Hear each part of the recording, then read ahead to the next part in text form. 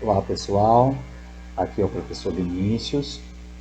Agora nessa segunda parte desse vídeo, trago as concepções, as teorias filosóficas sobre política. Nesse vídeo, estudaremos as concepções filosóficas do contratualismo, dos filósofos Thomas Hobbes, Jacques Rousseau, John Locke. Estudaremos também o filósofo Nicolau Maquiavel e estudaremos as filósofas Hannah Arendt e Simone Weil. Bom, primeiramente, antes a gente tem que atentar ao seguinte fato, de que a política, de uma forma geral, ela sempre teve uma ideia do bem-estar comum, de uma vida feliz, de uma justiça para todos. Contudo, num determinado momento da história, né, e da filosofia política, a gente passa a perceber que o mais importante é a formação a boa formação do político, né, seja na questão do príncipe, Maquiavel, né, educado com as virtudes, seja aquilo que deveria ser em relação à própria vida comum. Vamos então agora estudar a questão do Thomas Hobbes. O que ele vai dizer, o que é o Estado, o que é política e como que isso se daria numa sociedade. Então, vamos pensar um pouco a respeito dessa teoria. Primeiro, a grande questão é a criação do Estado. Tá? A questão que ocupou bastante os filósofos entre o século XVII e XVIII, sobretudo no aspecto aí dos três filósofos que são contratualistas, foi a justificação racional para a existência das sociedades humanas e para a criação do Estado. De modo geral, essa preocupação apresentou-se da seguinte forma: qual é a natureza do ser humano e qual o seu estado natural? E uma segunda pergunta: como explicar, então, a existência do Estado e como legitimar o seu poder? Bom, vamos à primeira pergunta. Qual é a natureza do ser humano e qual é o seu estado natural? Em suas diversas conjecturas, pensamentos, ideias, os filósofos os contratualistas, chegaram, em geral, à seguinte conclusão, de que os seres humanos são de natureza livres e iguais. E como então explicar a existência do Estado e como legitimar seu Estado, segundo essa primeira pergunta? Com base na tese de que todos os homens são naturalmente livres e iguais, deduziram que, em dado momento, por um conjunto de circunstâncias e necessidades, os indivíduos se viram obrigados a abandonar a liberdade e estabelecer entre si um acordo, um pacto, ou aquilo que chamamos de contrato social, o qual teria dado, então, origem ao Estado. Por esse motivo, essas explicações ficaram conhecidas como teorias contratualistas. E o primeiro filósofo, como já vimos, é o filósofo Thomas Hobbes. O primeiro grande contratualista, Thomas Hobbes, em sua investigação, concluiu que o ser humano, embora vivendo em sociedade, não possui o instinto natural da sociabilidade, como Aristóteles acreditava. Ou seja, cada indivíduo sempre encara seu semelhante como um concorrente, que precisa ser dominado. Onde não houve o domínio de um indivíduo sobre o outro, dirá Hobbes, sempre existirá uma competição intensa até que esse domínio seja alcançado. Daí essa frase: o homem é o lobo do homem.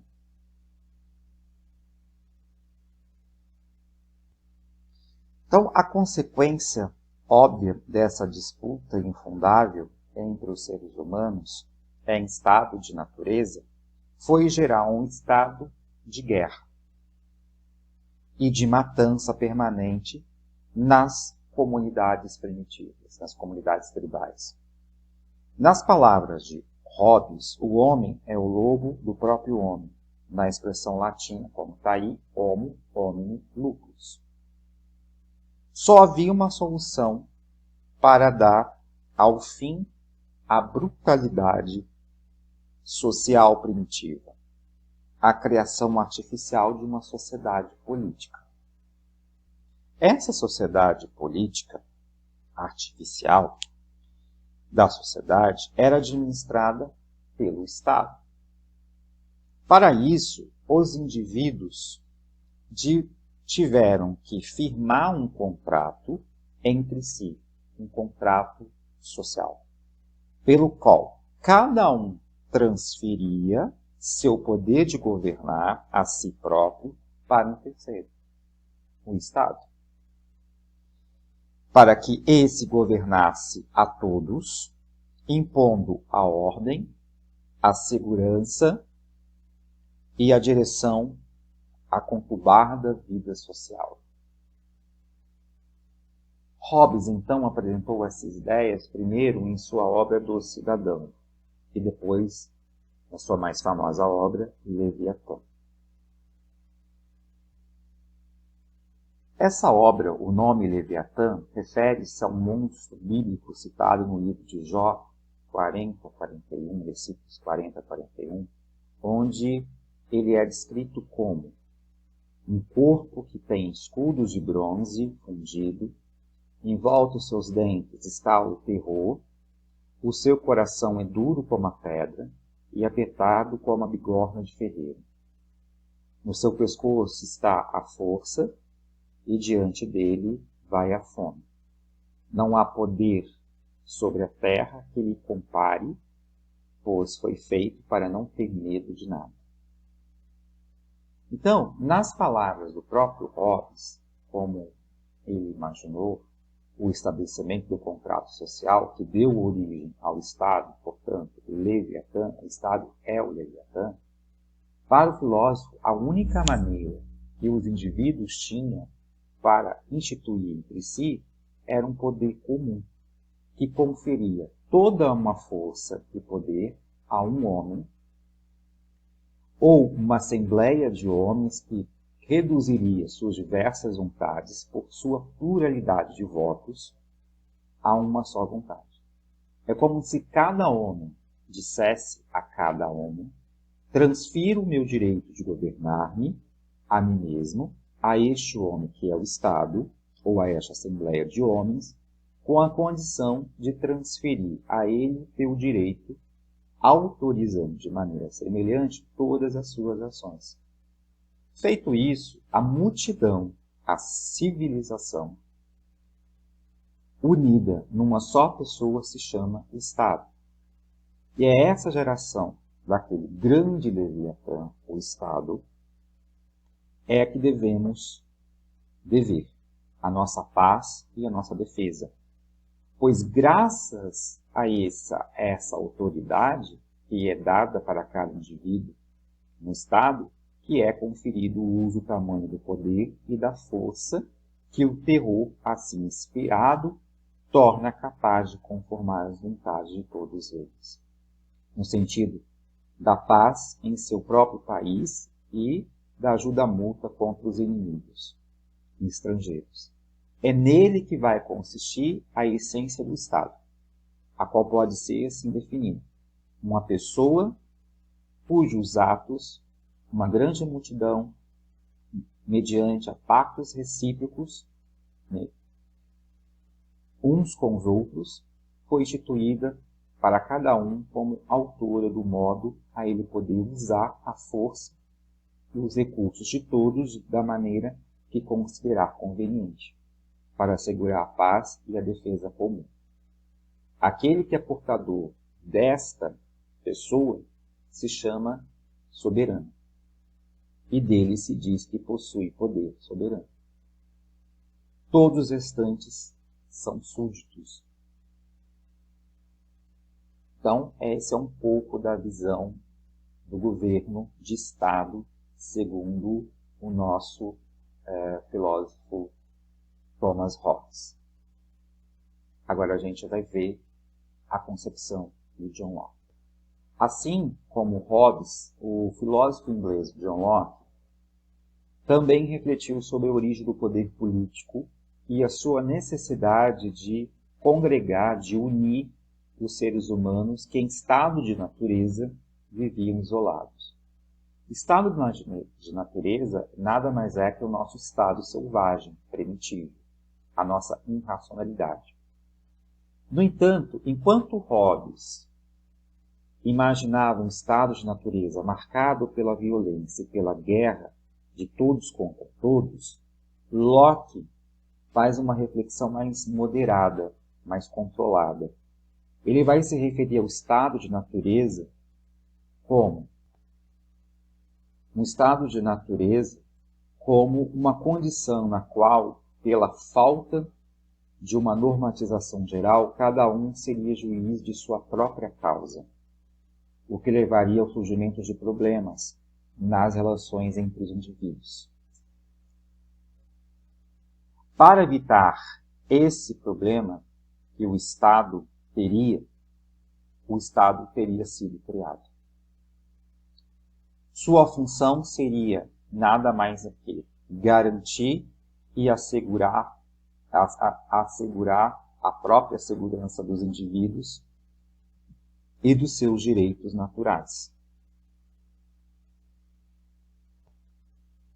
como a liberdade e a propriedade, conforme expõe Locke em sua obra, segundo Tratado sobre o Governo.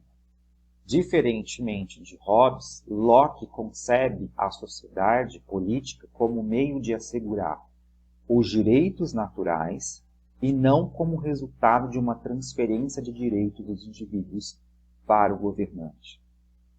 E assim nasce a concepção de Estado liberal, segundo o qual o Estado deve regular as relações entre os indivíduos e atuar como juiz nos conflitos sociais.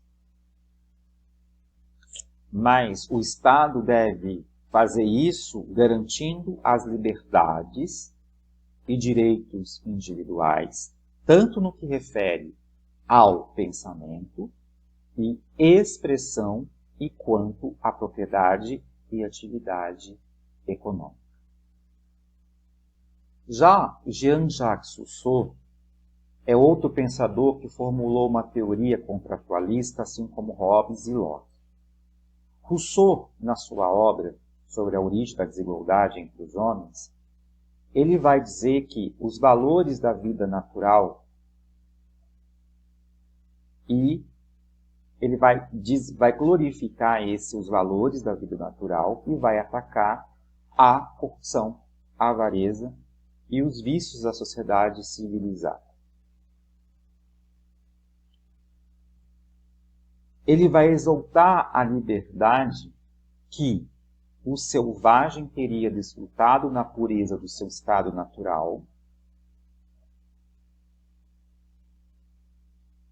e vai contrapor a falsidade e o artificialismo da vida civilizada.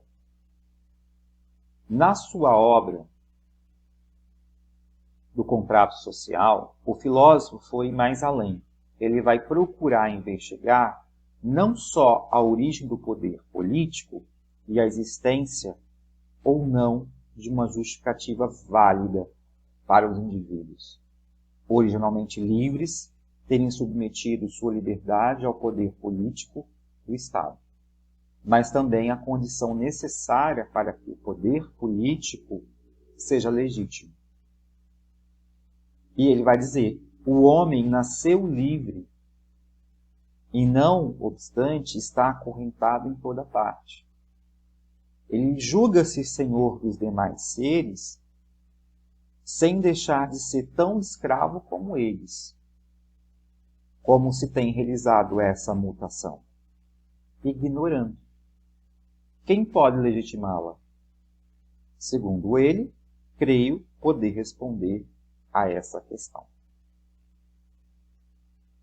Então ele vai dizer que tem uma questão do mito do bom selvagem, que está vinculado a uma atitude crítica em relação à sociedade europeia e uma idealização de outros modos de ser e viver, como os da comunidade indígenas americanas, dono de uma sabedoria sem livros e de uma vida considerada paradisíaca. Rousseau defende a tese de que o único fundamento legítimo do poder político é o pacto social, pela qual cada cidadão, como membro de um povo, concorda em submeter sua vontade particular à vontade geral. Isso significa que cada indivíduo, como cidadão, somente deve obediência ao poder político se esse poder representar a vontade geral.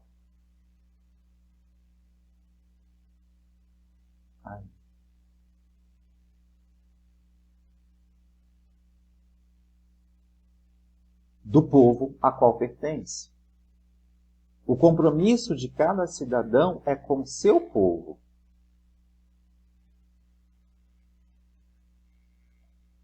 E somente o povo é fonte legítima de soberania do Estado. Essencialmente, Rousseau, na obra O Contrato Social, vai dizer que, continuando a nossa revisão, agora a gente vai trazer o príncipe, né, a concepção de Estado, de política em Nicolau Maquiavel.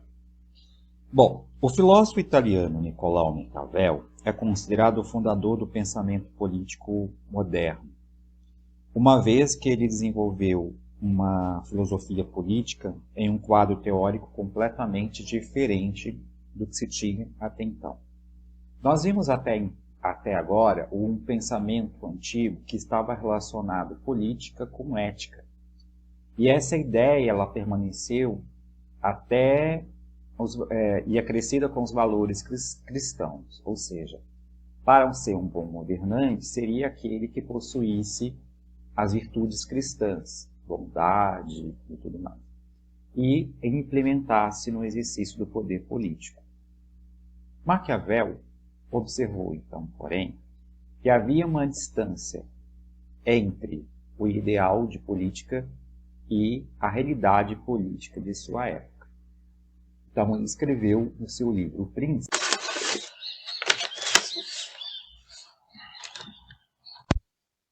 Então, nesse sentido, a gente tem que pensar entre fortuna e virtude, que é o que o principado deveria ter. Entre fortuna, a gente deveria estar pensando que é o curso dos acontecimentos que não dependem da vontade humana, apenas da sorte. Então, fortuna é sorte.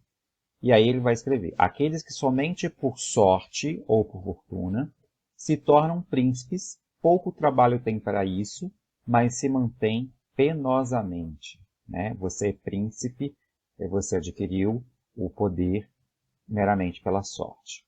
E se pensarmos pela virtude, como seria? Um principado adquirido pela virtude é aquele que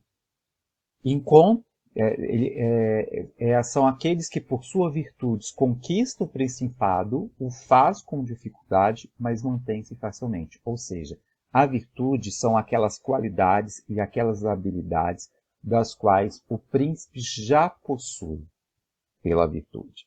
E a fortuna seria a sorte. E ele vai dizer que as dificuldades que se encontram são referentes à nova ordem legal que são obrigados a introduzir. Então, nessa concepção, dessa forma, Maquiavel afastou-se da concepção idealizada da política, centrou sua reflexão na constatação de que o poder político tem como função regular as lutas e tensões. Tensões essas que a gente tem como uma proposta. O príncipe, ele deve ser amado ou ser temido. Segundo Maquiavel, o príncipe deve ser odiado ele deve ser temido. Por quê? Porque um príncipe não deve importar-se com as conspirações se ele é amado pelo povo. E nesse sentido, o que ele nos traz é o quê? Se ele se preocupar em ser amado ou temido, ele fica suscetível, ele fica sendo frágil, porque os homens constantemente vão hesitar em ofendê-lo aos que se fazem amar, porque se ele for amado, ele será ofendido, até porque ele considera ele como um bobo fácil de manipulação, dos que os fazem se temer. Então, nesse sentido, essas lutas e tensões entre os grupos sociais, os quais, em seu entendimento, era basicamente o grupo dos poderosos, o príncipe e o povo. E essas lutas e tensões sempre existiram e vão sempre existir, de tal forma que seria ilusão buscar um bem comum para todos.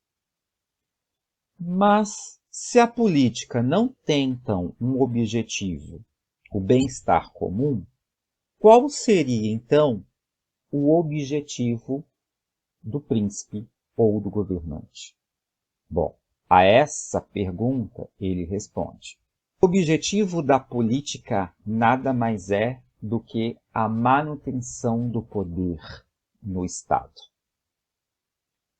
E para manter o poder, o governante deve lutar com todas as possíveis armas, sempre atento às correlações de forças que mostram a cada instante. Isso significa que a ação política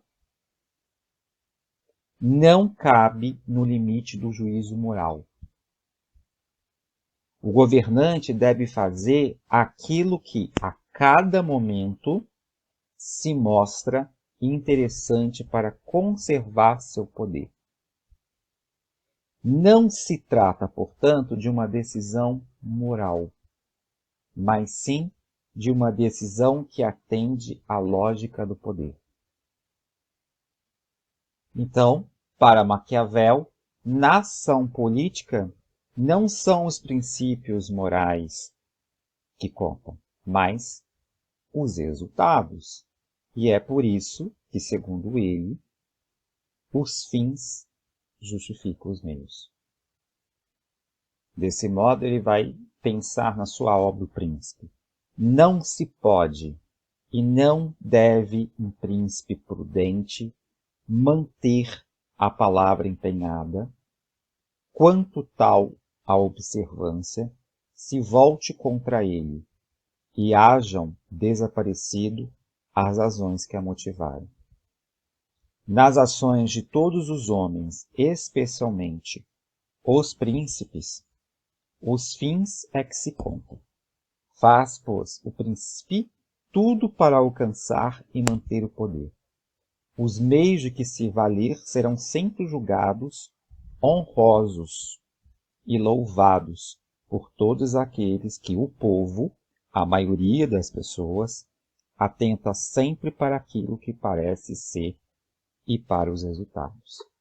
Então, nessa obra, O Príncipe, o filósofo Maquiavel traz uma análise não moral do atos dos diversos governantes, procurando mostrar que momentos suas opções foram interessantes para a manutenção do poder político. Então deve-se a essa franqueza o uso pejorativo do adjetivo maquiavélico, o que designa o comportamento sem moral. Mas o que deve reter do pensamento de Maquiavel é que ele inaugura um novo patamar de reflexão política, que procura compreender e descrever a ação política tal como se dá realmente. Seu mérito é ter compreendido que a política no início da Idade Moderna desvinculava das esferas da moral e da religião, constituindo-se então uma esfera autônoma. Assim, no campo da política, os fins justificam os meios. No campo da moral, no entanto, não seria correto separar meios e fins, já que toda conduta deve ser julgada pelo seu valor intrínseco, independente do fim do resultado. Quando eu digo fins e meios, meios são os recursos, são as estratégias que eu utilizo para atingir o resultado. Então, quando ele fala os fins é o resultado, os meios, as estratégias.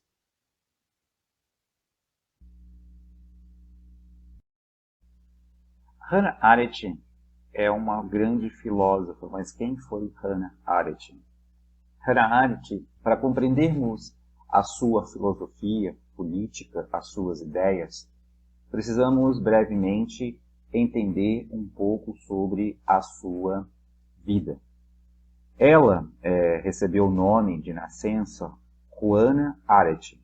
Nasceu na Alemanha em 1906 e ela morreu nos Estados Unidos em 1975. Ela estudou filosofia na Universidade de Heidelberg, formada em 1929. Depois ela teve como seu professor o filósofo Martin Heidegger, com quem teve um relacionamento amoroso. Entretanto, durante a ascensão nazista, ela capitaneada, pensada pelo Hitler, ela perdeu o direito de cursar universidades e foi expulsa, com a crescente perseguição aos judeus ao longo da década de 30. E na Alemanha, Hannah foi encarcerada e decidiu se emigrar do país assim que conquistou sua liberdade. Essa decisão tornou apátria até conseguir a nacionalidade americana em 1951. Apátria significa sem pátria. Hannah é considerada uma das mais importantes filósofas do século XX. Ela foi uma filósofa política alemã de origem judaica e consagrando-se uma das mais influentes do século XX. Um dos principais conceitos de Hannah é totalitarismo e polarismo. Vamos lá ao conceito de totalitarismo.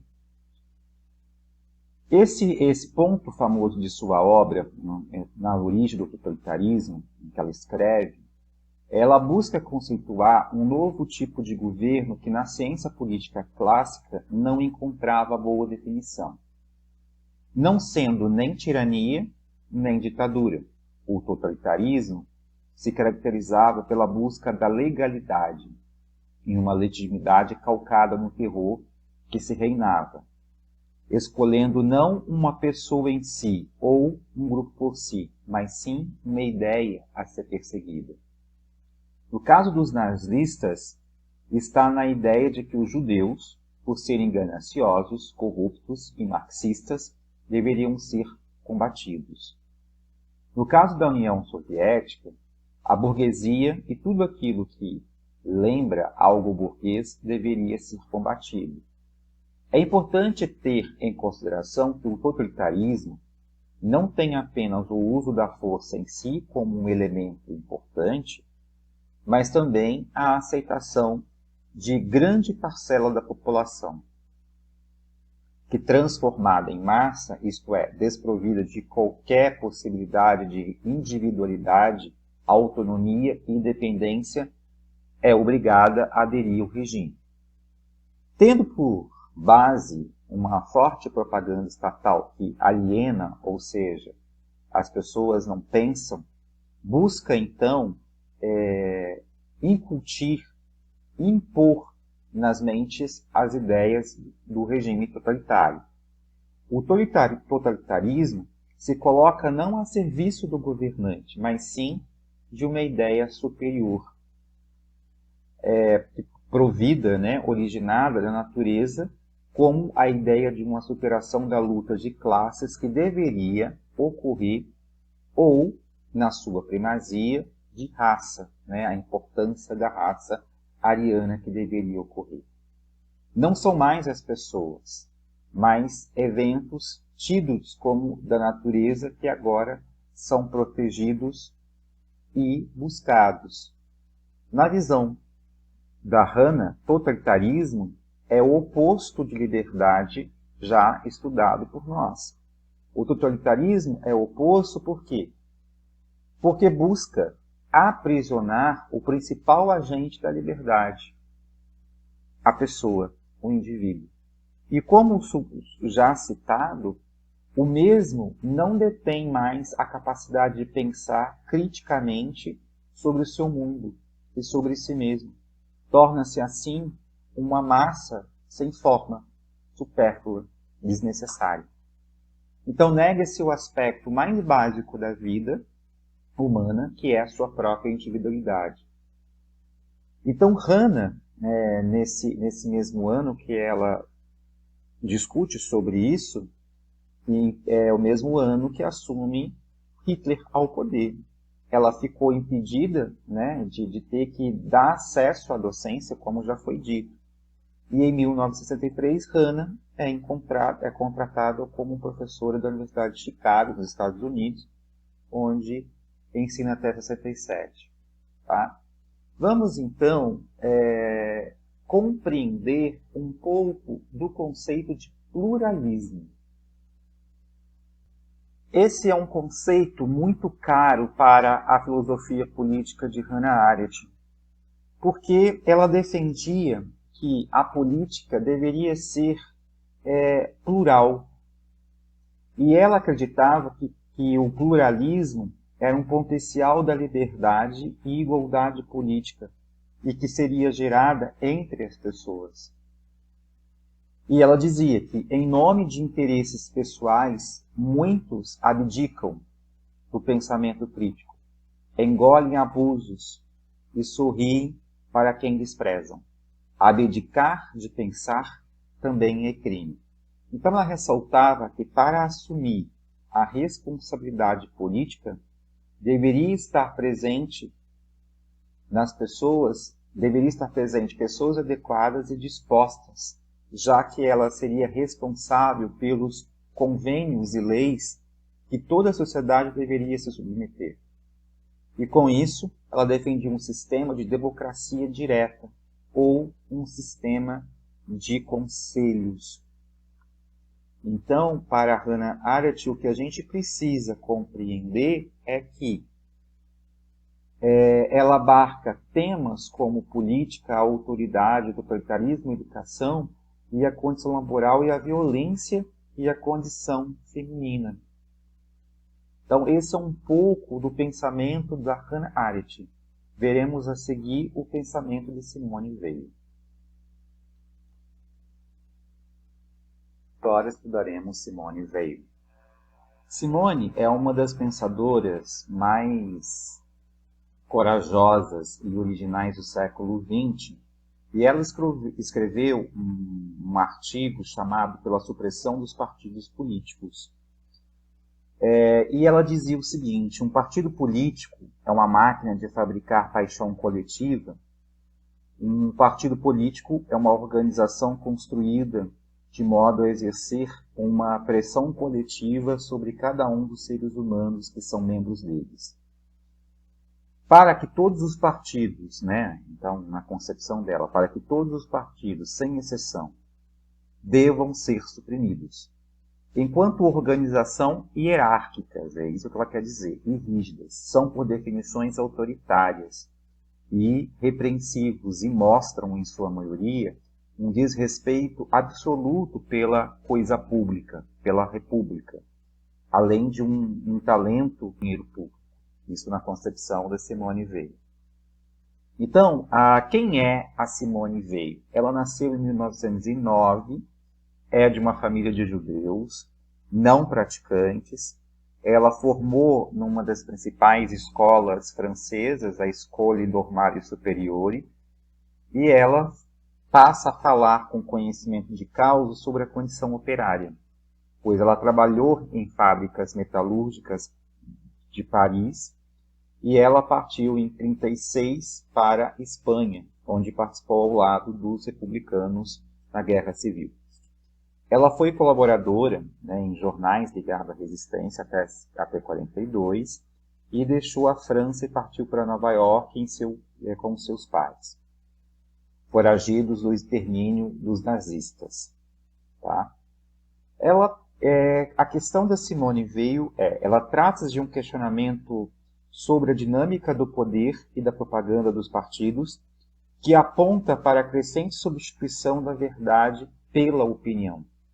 Os partidos políticos, na concepção dela, em sua veemência, força de produzir paixões coletivas sobre o pensamento individual.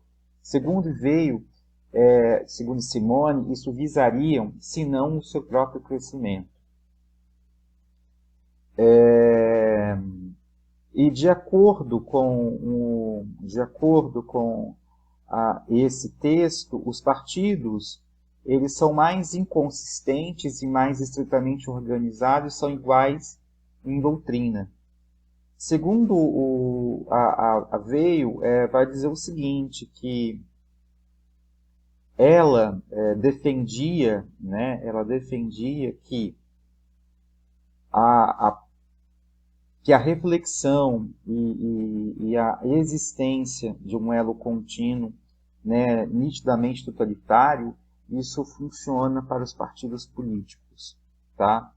Então, isso seria uma ideia de produzir não uma democracia, mas sim a possibilidade de você afastar do processo democrático. Né? Então, isso que ela quis dizer com a questão dos partidos políticos. Bom, pessoal, na prova, estou ressaltando que vocês terão todos os nomes dos filósofos e uma pergunta. Então, essa pergunta vocês responderão de acordo com a concepção de um filósofo escolhido. Vocês terão uma hipótese e vocês terão o argumento. Na hipótese, eu quero uma resposta bem objetiva, bem simples, em 2 linhas já são suficientes, e o argumento, você vai colocar a justificativa dessa sua resposta. Atente-se a isso. Todo o processo da prova, os nomes dos filósofos serão um processo de escolha.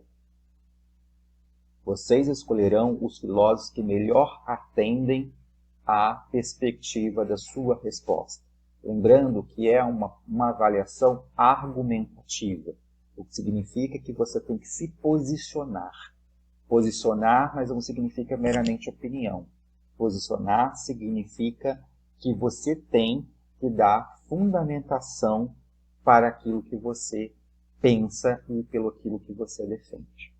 Lembrando, mais ainda, para terminarmos nosso vídeo, que política, né, a política em si, é uma questão que a gente poderia estar pensando. Ela é um bem comum ou um exercício do poder? Né? Então, se formos pensarmos o conceito de política, no conceito grego, ela seria a realização do bem comum, tornando-se clássico aí a permanência até os nossos dias. Tá? No conceito moderno, estaria ligado mais à questão do poder. Né? E essa ligação está dentro de um centro de discussão e muito mais como um fenômeno. Né? E o homem, de uma certa maneira, sempre está querendo entender esse fenômeno político que está atrelado também às questões, aos fenômenos sociais. Né? Dentro das suas instituições, dentro das práticas das sociedades políticas existentes. E aí, a filosofia política vai integrar essa temática, né, como investigação em torno do poder do Estado, dos regimes políticos e forma de governo, além das questões sobre a participação dos cidadãos na vida pública e a liberdade política, entre outras possibilidades de desenvolvimento da política. A política também é um ato social, é um ato de relações entre sujeitos, relações entre indivíduos. Ela está presente no nosso cotidiano.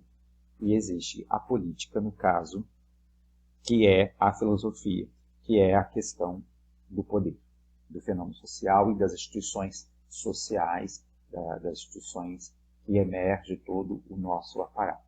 Essas foram algumas das concepções que trouxemos. Preste atenção nos detalhes, é claro que os detalhes não serão somente base para vocês estudarem para a prova, que está muito mais detalhado em todos esses vídeos, com detalhes, com requintes, né? No entanto, é claro que na prova eu não quero que você saiba tudo de todos, mas que você possa escolher pelo menos uma aí dentro das suas posições, já vai pensando o que você pensa sobre liberdade, o que você pensa